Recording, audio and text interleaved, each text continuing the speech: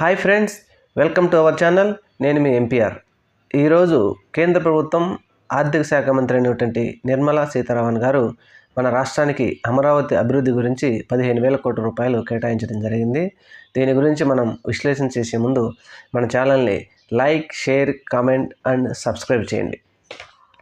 కేంద్ర ప్రభుత్వం అమరావతి రాజధానికి 15,000 కోట్ల రూపాయలు కేటాయించింది. దీని గురించి మన yellow media, main stream media వచ్చేసి పుంకాలుగా ఆంధ్రప్రదేశ్ ప్రజలకి నమ్మిస్తూ ఉంది. ఇది చంద్రబాబు నాయుడు గారి ఘనత అంటూ సోషల్ మీడియా మరియు మెయిన్ స్ట్రీమ్ మీడియాలో అసలు ఒక ప్రకటనలతో చంపేస్తూ ఉన్నారు. ఇది మరి నిజంగానే 15,000 కోట్లు మనకి ఎలా ఇచ్చారు, ఎందుకు ఇచ్చారు దాని గురించి మాట్లాడుకుందాం. అయితే వీరు చెప్తున్నట్టుగా 15,000 కోట్ల రూపాయలు మనకి గ్రాంట్ రూపకంగానో లేకపోతే సహాయం కిందనో ఏమి ఇవ్వలేదు.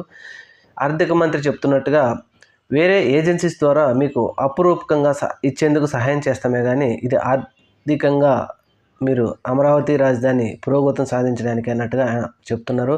కానీ ఇక్కడ మన రాష్ట్రంలోని ముఖ్యమంత్రి గారు కానీ, లోకేష్ గారు కానీ, పవన్ కళ్యాణ్ గారు మాట్లాడుతున్నది ఏంటంటే మనకి గ్రాంట్ కింద ఇచ్చారు, ఫ్రీగా ఇచ్చినట్టు చెప్తున్నారు. అయితే ఫ్రీగా ఇస్తే మన రాష్ట్రం మరి దానికి ఆ 15,000 కోట్లు వడ్డీ ఎందుకు కట్టాల్సి వస్తుంది? కాదు. ఆర్థిక మంత్రి నిర్మలా సీతారామన్ గారు ప్రెస్ మీట్లో పెట్టి చెప్తూ క్లియర్ కట్గా చెప్పారు. 15,000 కోట్ల రూపాయలు మేము ఏజెన్సీస్ ద్వారా వారికి ఇస్తున్నాం, అంతే, వారి అప్పు కూడా వారు కట్టుకోవాల్సిందే అన్నట్టుగా చెప్పారు. అయితే మన ముఖ్యమంత్రి నారా చంద్రబాబు నాయుడు గారు ఢిల్లీకి వెళ్ళి 1,00,000 కోట్ల రూపాయలు మన ఆర్థికంగా అభివృద్ధి సాధించడానికి అమరావతికి 1,00,000 కోట్లు ఇస్తున్నారని చెప్పారు. అయితే ఆల్రెడీ నేను 35,000 కోట్ల రూపాయలు ఒప్పించుకొని వచ్చాను, అవి రేపు వచ్చేస్తున్నాయన్నట్టుగా చెప్పారు. మన పట్టణాభివృద్ధి శాఖ మంత్రి నారాయణ గారు కూడా 1,00,000 కోట్లు వస్తున్నాయి, వాటితో మేము అమరావతి రాజధాని అభివృద్ధి చేస్తామని చెప్పారు.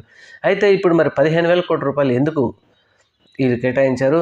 మరి మన దగ్గర ఉన్న ఎంపీలందరూ ఇప్పటి కేంద్ర ప్రభుత్వం నిలబడటానికి కారణం తెలుగుదేశం ప్రభుత్వం ఎంపీలే. మరి అలాంటప్పుడు చంద్రబాబు నాయుడు గారు వారిని ఎందుకు అడగలేకపోతున్నారు? ఈ వచ్చిన అప్పుగా వారు ఇప్పించినటువంటి డబ్బును ఈ మీడియా మరి ఎందుకు ఇంత లావన చేసి ప్రజలకు వాళ్ళ మనసులలో వచ్చింది అనేటట్టు చెప్తున్నారు? వీరు మరి ప్రజలు కూడా తెలుసుకోవాల్సి ఉంది. వీరు చెప్పేదన్నీ అబద్ధాలే. ఇక్కడ కేంద్ర ప్రభుత్వం కేటాయించినటువంటి 15,000 కోట్ల రూపాయలు మాత్రం అమరావతి అభివృద్ధికి వారు వేరే ఏజెన్సీస్ ద్వారా అప్పుగా ఇప్పిస్తున్నారు మాత్రమే, అంతేకాని సహాయం కింద వారు ఇవ్వటం లేదు. అలాగే మిగతా వాటికి రాయలసీమ, ప్రకాశం జిల్లాలో సహాయం చేస్తాం, పోలవరంను మేము సహాయం చేస్తామని చెప్తున్నారు. మిగతా ఏరియాలో రాయలసీమకు సంబంధించి కానీ, రైల్వే జోన్కు సంబంధించి కానీ, విశాఖ స్టీల్ వే సంబంధించి కానీ మేము సహాయం చేస్తామని చెప్తున్నారే కానీ ఎప్పటి లోపల చేస్తాం, ఎంత చేస్తామనేది ఏం చెప్పలేదు. అయితే ఇక్కడ మన విషయం గమనించాల్సింది ఏంటంటే, ఏదేమైనప్పటికీ చంద్రబాబు నాయుడు గారు బీజేపీ వారి దగ్గర నమ్మకం నిరూపించుకోవడానికే వారు చూస్తున్నారు. కానీ పట్టుబట్టి కనీసం బీహార్ వాళ్ళు 26,000 కోట్ల రూపాయలు వారు సాధించుకొచ్చారు. అంతా కూడా మన రాష్ట్ర ప్రభుత్వం, రాష్ట్ర ముఖ్యమంత్రి సాధించలేకపోయారు. ఎందుకని అంటే బీజేపీ వారి దగ్గర వారు ఇప్పటికి కూడా చంద్రబాబు నాయుడు నమ్మలేకపోతున్నారు. 2014 నుంచి 19 వరకు వారు ముఖ్యమంత్రిగా ఉండి 2019లో చంద్రబాబు నాయుడు గారు రివర్స్ అయిన తర్వాత బీజేపీ ప్రభుత్వం వారు ఆయన నమ్మడం లేదు. అందుకనే ఇప్పుడు చంద్రబాబు నాయుడు గారు పట్టుబట్టి వారిని ఏమీ అడగలేకపోతున్నారు. అట్లా అడగాలి అంటే ఆయనకు అంత ధైర్య సాహసాలు కూడా లేవు. వారు ఎంత ఇస్తే అంత తీసుకోవాల్సిందే కానీ మాకింత కావాలి అని అడిగేంత ధైర్య సాహసాలు చంద్రబాబు చేయలేరు. అలాగే మన రాష్ట్రంలోని అమరావతి ప్రజలు కూడా అర్థం చేసుకోవాలి. 15,000 కోట్ల రూపాయలతో మన రాష్ట్రం ఏం అభివృద్ధి చేస్తారు? ఒక నెలకి ప్రభుత్వ ఉద్యోగులకు కానీ, పెన్షన్దారులకి డబ్బులు ఇవ్వాలి వారికి అంటే 15,000 కోట్ల రూపాయలు అవసరమవుతాయి.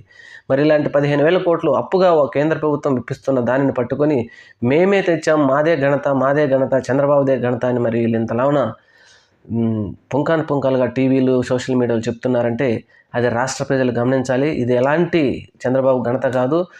కేంద్ర ప్రభుత్వం సహాయకంగా వారికి అప్పు తెచ్చుకున్నందుకు అండగా ఉంటున్నారే తప్ప ఈ తెచ్చుకున్న 15,000 కోట్ల రూపాయల అండకు 15,000 కోట్ల రూపాయలకు వడ్డీతో సహా తిరిగి ఆంధ్రప్రదేశ్ ప్రభుత్వం కట్టాల్సిందే.